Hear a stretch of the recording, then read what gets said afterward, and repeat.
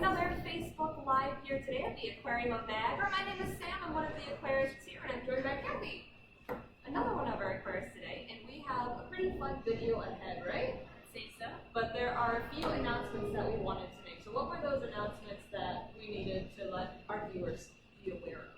So first things first, I hope you guys have been enjoying our daily Facebook Lives, but today is actually the last day that we're going to be doing them daily. We're going to move to a Monday, Wednesday, Friday schedule for you guys. And what was some other announcements? Yeah, so we'll do Monday, Wednesday, Friday live videos. Also, we are still accepting donations anytime, but most importantly on Giving Tuesdays. So if you are feeling so generous as to make a contribution to the Aquarium of Niagara, we look forward to those Giving Tuesdays, and we hope that you guys do too. You can make any donations at theaquariumofniagara.org. I think we had one more. Yes, and then lastly, again, we still miss you guys. Of course. Want to see more of your beautiful faces, so feel free to post a photo of your favorite memory here with the hashtag #IMissMyAquarium, and we'd love to check it out. Yeah, we like seeing those memories very much. Yes. So we have a few things here, Kathy. So what do we have? There's a box here, and I don't know if there are people at home who can see what's in this box. Would you mind telling us? I would love to. So we are talking today about horseshoe crabs, which are personally one of my favorite animals, and really one of the first animals that I worked with here at the Aquarium of Niagara, and I completely fell in love with horseshoe crabs. They are the coolest thing. So we have two of our ambassador horseshoe crabs. If you've ever had a touch tank come out to you at an outreach or out visit location, you might have seen these guys before, or if you've come here for maybe some touch tank experiences as well, you might have seen these guys too. So we have two North American horseshoe crabs here, and we do have a few little artifacts on the sides as well, and we'll talk about those a little bit later. But yeah, like I said, they're just one of my favorites. They're super cool, and I'm excited to just tell you all about them. If you have questions, Kathy is able to read your questions too, so if you're curious about anything, feel free to ask as we go on today. All right, so first things first. They're called horseshoe crabs, but are they actually crabs? They are not. So their name is a bit deceiving. So horseshoe crabs, while they are arthropods, like other crabs, they are more related to arachnids, which are going to be animals like scorpions and spiders. So these guys are closely related to those kind of creepy crawlies, but don't be afraid of them. They're still super cute, super cool. So I noticed another thing, maybe you can see it on your artifact if you hold up. They have something that looks kind of scary at the back, like a sharp, pointy spike. Is that going to sting me if I go in the water with them? It kind of gives them this stingray-like look to their body because they have this really wide shell, and then they have that long tail. It's also called a telson. So you can kind of see on our molt. We'll talk a little bit about that later, but you can kind of see the layout of their body. It's divided up into three parts. We have a cephalothorax, which is kind of like their head, this middle part here, which is their abdomen, and this long part is their telson, or sometimes people just call it a tail. And it does look like something that would sting. It looks like something that would poke, but it is not designed, they aren't evolved to kind of do any of that. In fact, it's really just to help correct themselves if they find themselves upside down. So if they are stuck on their backs like so, what they do is they take that tail, they stick it down into the sand, and they kind of rock back and forth until they're able to correct themselves, get back on their feet. So the tail is really just a tool for them to get into a more ideal position if they do find themselves upside down. It might happen on a beach where there are birds that might be waiting to snack on their legs or their gills on the insides, and they certainly don't want any of that. So speaking of snacking, what is it that they eat? Yeah, so you can kind of see we have our two horseshoe crabs in here with our sandy bottom. They spend a lot of their day sifting through the sand looking for worms, and I'm just going to show you the inside of one of our live horseshoe crabs. He's going to kind of take that tail, that telson, and kind of wiggle it around, but you might be able to see that mouth in the center if he decides to open. If not, no worries, that's okay. We aren't going to make him do anything he's not comfortable with, but they have a very bristly mouth. It looks almost like a toothbrush, and that bristly mouth, since it doesn't have any teeth in it, they can't really crunch or chew on anything large or with a difficult shell to get through. So they mostly eat things like worms. They snack on marine worms. They snack on anything that's sort of decaying and just easy to manipulate and maneuver through their claws and with that bristly mouth. Right, so we have some questions. So Bill wants to know, where do they live? That's a wonderful question. So these are North American horseshoe crabs, and their natural range is usually from the coast of Maine into the Gulf of Mexico. So anywhere on that Atlantic coast, you can really find horseshoe crabs hanging out in that area. They can live in waters that are in the mid-70s. They can live in waters that are in the low 50s. We've kept them in both here at the Aquarium of Niagara, especially to give them a very naturalistic life.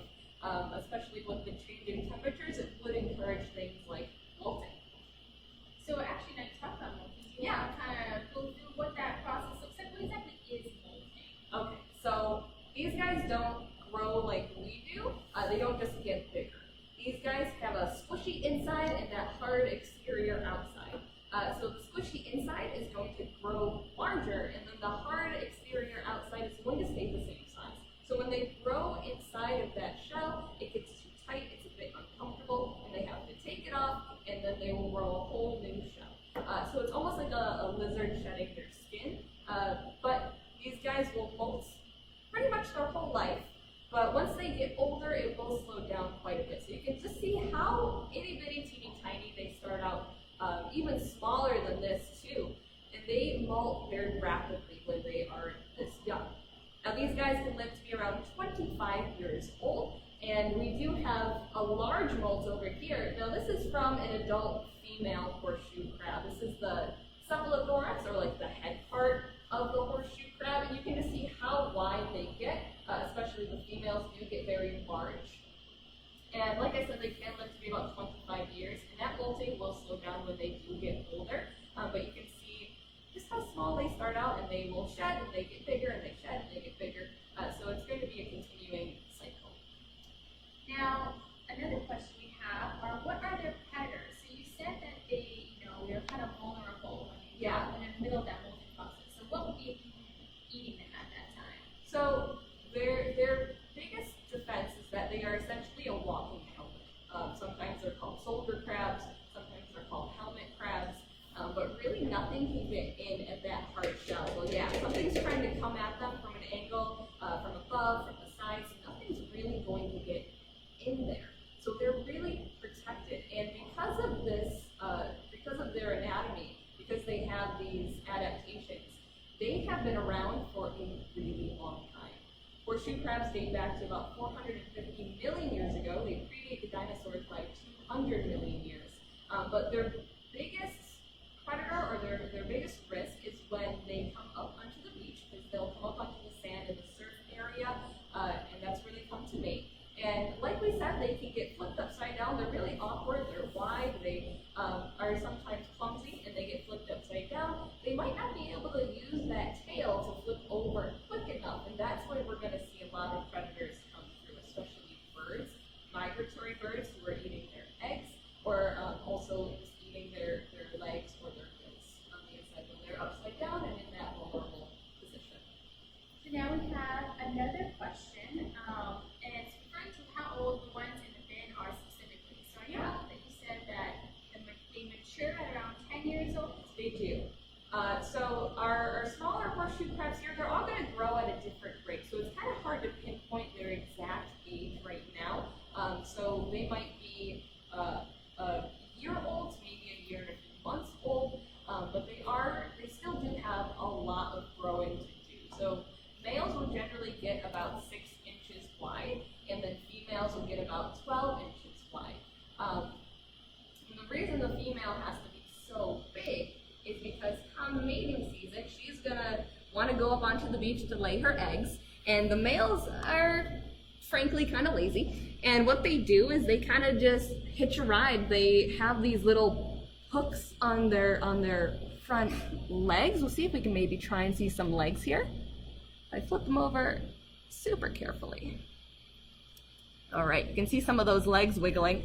Males will have these almost boxing glove-like appendages on their very front legs. These guys are still quite young. They aren't fully mature yet, like we were saying, but those little boxing gloves can hook onto a female's abdomen, and she'll just sort of have this long conga line of males that she's dragging up to the beach. So they're smaller so that they can help hook on, and the female is a lot larger so that she's able to just carry all that cargo and say, come on guys, let's go. All right.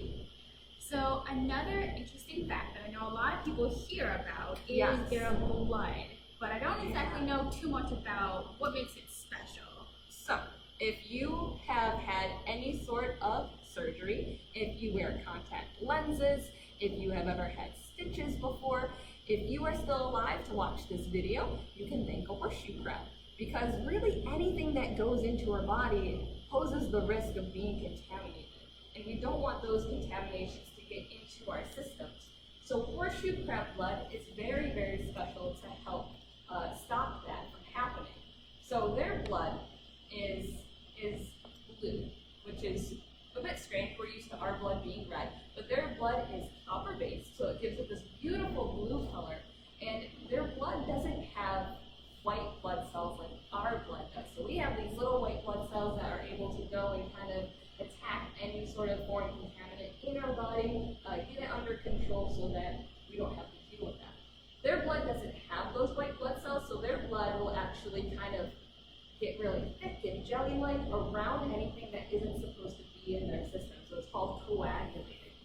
So since their blood does that, we found a way to extract their blood, and we break it down into its most basic form. It's called limuous amoebocyte lysate, or just LAL for short.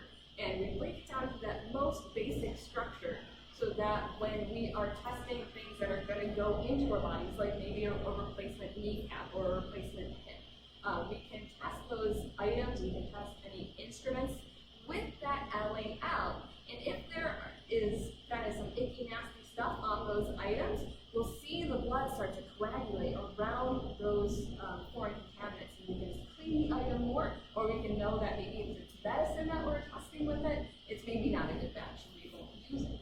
So using their blood, we have been able to progress the medical field so much further than what it used to be. They used to just test medicine and tools and stuff out on rabbits. That's not really a good thing. We don't want that to happen. So now that we can use this, it's certainly a lot better for humans. And when horseshoe crabs, when we get blood from them, it's a very quick process, and it is harmless. We return them back to the ocean as soon as it is taken, and we can actually monitor if a horseshoe crab has given blood that year. If they have, they wouldn't be blood again, and they'll maybe donate again next year. But yeah, it's a pretty incredible process.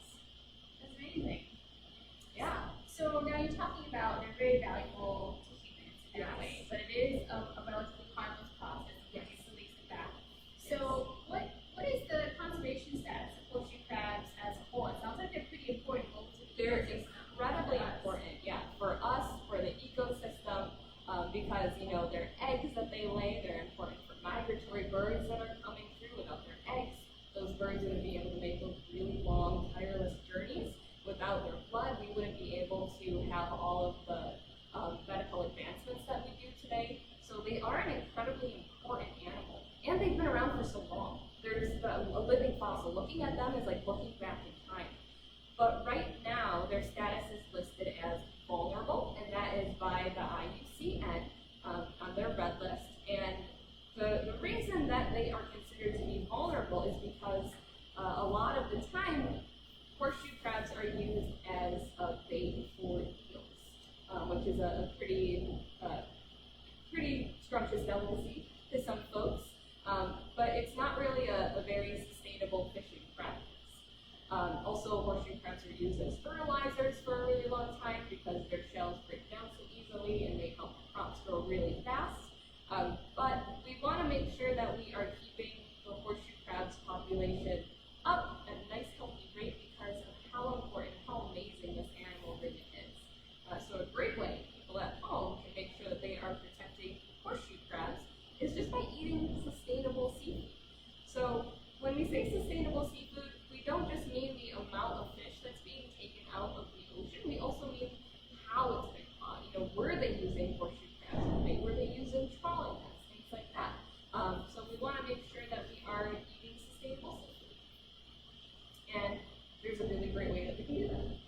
yeah? Yes. So- If you have a phone, if anybody has a phone, you can download the Seafood Watch app onto your phone. And that Seafood Watch app was designed by the Monterey Bay Aquarium, and it's free, it's easy to use, and it lets you know if the seafood that you want to buy is sustainable or unsustainable. So, real quick, we have another question from Bonnie, and she asks, can they live on land too? That's a wonderful question. They do have gills. So their gills are located kind of in the back part of them. So if you go underneath, they have these gills. They almost look like pages on a book, and they're called book gills. So they do need to stay wet. As long as those gills are wet, they're definitely going to be okay. Do they come on land at any point in their life cycle? Yeah.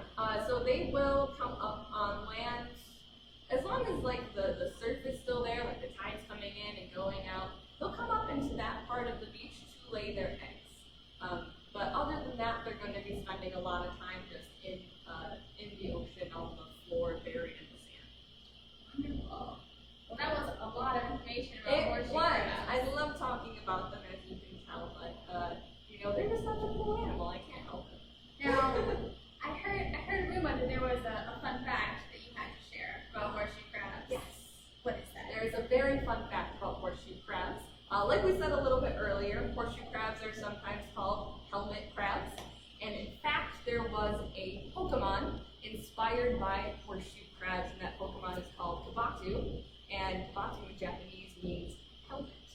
So there is a horseshoe crab Pokemon out there, so you might be able to find him if you're playing Pokemon Go, going on lots of walks lately. Amazing. Yeah. Right. Well, if there's no more questions, which I do not see any, That's okay. I think we can wrap it on up. I think so. Well, guys, we want to thank you very much for coming to join us for our Facebook Live today. Don't forget, we're going to be starting our Facebook Lives every Monday, Wednesday, and Friday going forward from today. And I think there was a few other things that we mentioned at the beginning. You want to bring those back up again? Yes, exactly. So on Tuesdays, remember we have our Giving Tuesdays. So tune in to see if there is any special thing that the aquarium has